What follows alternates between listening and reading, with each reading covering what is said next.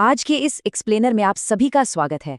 आज हम एक ऐसे विषय पर बात करने वाले हैं जो सच में भारत के लाखों घरों की एक जीती जागती कहानी है। यूपीएससी, जेईई और नीट जैसी बेहद कठिन परीक्षाओं की तैयारी करने वाले छात्रों का मानसिक स्वास्थ्य और वैज्ञानिक अनुशासन। बिना कोई वक्त बर्बाद किए चलिए सीधा स्रोत सामग्री के आधार पर इस जटिल मुद्दे की गहराई में चलते हैं। अब देखिए, सबसे बड़ा और बुनियादी सवाल जो हमारे दिमाग में आता है वो ये है कि क्या इन बड़ी परीक्षाओं को पास करने के लिए अपना मेंटल पीस, अपनी दिमागी शांति और अपनी हेल्थ को दांव पर लगाना वाकई ज़रूरी है। अक्सर समाज में यही मान लिया जाता है कि भारी दबाव सहे बिना कामयाबी नहीं मिलती। लेकिन क्या ये बात साइंटिफिकली सही है? आज के इस विश्लेषण में हम इसी का जवाब खोजेंगे। तो आज हम मुख्य रूप से 3 चीज़ों पर फोकस करेंगे। पहला, इन परीक्षाओं का असली प्रेशर। दूसरा, अनुशासन यानी डिसिप्लिन का एक नया वैज्ञानिक नजरिया। और तीसरा, अपनी हेल्थ और सक्सेस के बीच एक सही बैलेंस कैसे बनाया जाए। शुरुआत करते हैं हमारे पहले भाग से, प्रतियोगी परीक्षाओं का दबाव।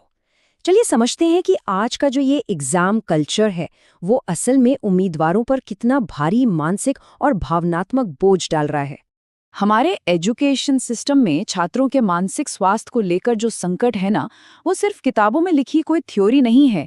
ये उन गंभीर भावनात्मक और शारीरिक प्रभावों की एक कड़वी सच्चाई है जो दिन रात की इस अंधी दौड़ से पैदा होते हैं। ये एक ऐसा क्राइसिस है जिसे हम अब और इग्नोर बिल्कुल नहीं कर सकते। अगर हम इसके असल लक्षणों की बात करें तो स्थिति वाकई डराने वाली है।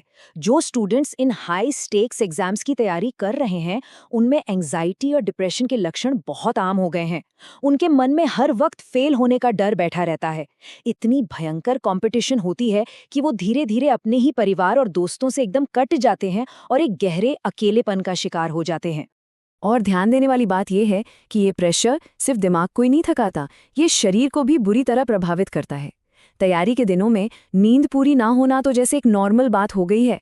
इसके अलावा डेटा हमें बताता है कि महिला छात्रों के लिए तो कुछ खास स्वास्थ्य और न्यूट्रिशन से जुड़ी चुनौतियां भी होती हैं, जो मेनार्की और मेनोपॉज जैसे अलग अलग लाइफ स्टेजेस से जुड़ी होती हैं।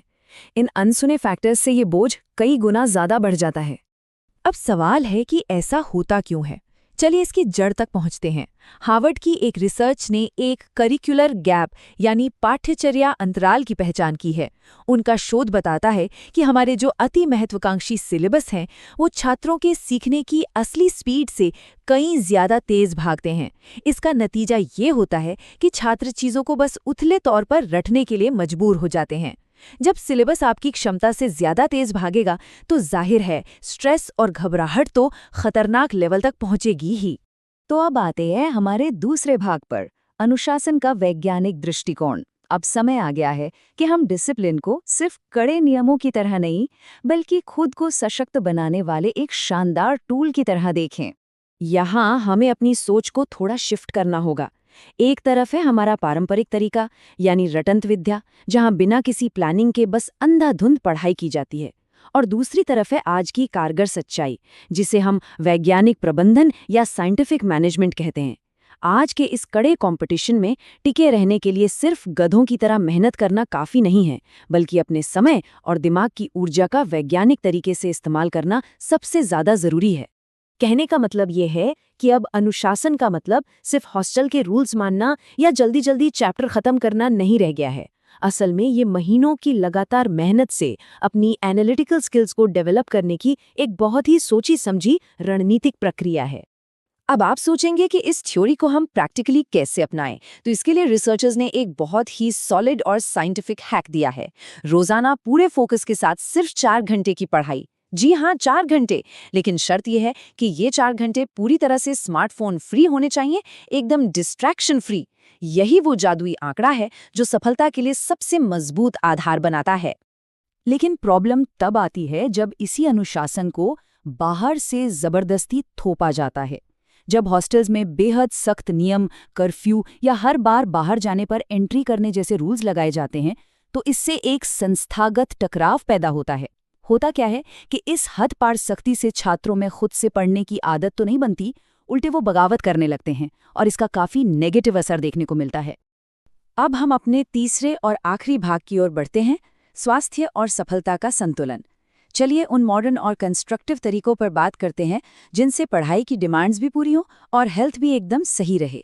तो स्टूडेंट्स एक्टिवली अपनी हेल्थ और डिसिप्लिन दोनों को एक साथ कैसे सुधारें? अच्छी बात यह है कि इसके लिए हमारे पास कुछ बहुत ही बेहतरीन और साइंटिफिक रूप से प्रूवन फ्रेमवर्क मौजूद हैं। चलिए इन्हें करीब से समझते हैं कि आखिर ये काम कैसे करते हैं। इसमें सबसे पहला और सबसे अहम स्टेप है ग्रोथ माइंडसेट, यानी विकास की मानसिकता अपनाना। हार्वर्ड के रिसर्चर्स ने भी इस बात को माना है कि अगर आप ये पक्का विश्वास कर लें कि कोशिश करने से आपकी स्किल्स बेहतर हो सकती हैं, तो आपकी आधी एंजाइटी तो वैसे ही खत्म हो जाती है। फिर आप मुश्किलों को एक खतरे की तरह नहीं, बल्कि आगे बढ़ने के एक शानदार मौके की तरह देखने लगते हैं। माइंडसेट के अलावा आपको स्ट्रेस से निपटने के लिए कुछ एक्टिव तरीके भी अपनाने होंगे, जैसे कि मॉक टेस्ट देने के बाद अपनी गलतियों को समझने के लिए मिस्टेक नोट्स बनाना। ये बहुत काम आता है। इसके साथ ही स्ट्रेस को मैनेज करने के लिए रिलैक्सेशन टेक्निक्स और मेडिटेशन जैसी चीज़ों को अपने रूटीन में शामिल करना, जो छात्रों को शांत और ज़मीन से जुड़े रहने में बहुत मदद करते हैं। और हाँ, ये भी याद रखिए कि डिसिप्लिन बनाए रखना कोई ऐसा काम नहीं है जो अकेले किया जा सके। इसके लिए एक पूरा सपोर्ट सिस्टम चाहिए। इसमें 3 चीज़ें बहुत ज़रूरी है। पहला, अपने दोस्तों और साथियों का एक ऐसा कम्युनिटी ग्रुप बनाना जहां आप अपने अनुभव शेयर कर सकें। दूसरा, अपने संस्थान से ज़रूरी सपोर्ट की मांग करना। और तीसरा, हमारे सिस्टम में ऐसे रिफॉर्म्स लाना जहां स्टूडेंट्स की मेंटल हेल्थ को सच में पहली प्रायोरिटी दी जाए। तो चलिए आज के इस विश्लेषण को एक बहुत ही गहरे और ज़रूरी सवाल के साथ ख़त्म करते हैं। हमारी जो ये पूरी एजुकेशन इंडस्ट्री और सोसाइटी है, वो ऐसा क्या बदलाव ला सकती है जिससे एकेडमिक एक्सीलेंस के साथ साथ स्टूडेंट्स की मेंटल हेल्थ को भी उतनी ही अहमियत मिले? सोचिएगा ज़रूर, क्योंकि सक्सेस और अच्छी हेल्थ दोनों एक साथ हासिल करना बिल्कुल मुमकिन है। बस हमारा नज़रिया थोड़ा साइंटिफिक और संवेदनशील होना चाहिए। पूरा वीडियो देखने के लिए दिल से धन्यवाद। अगर आपको ये वीडियो उपयोगी लगा हो तो ऐसे ही ज्ञानवर्धक और प्रेरणादायक वीडियोस देखने के लिए हमारे चैनल को अभी सब्सक्राइब करें।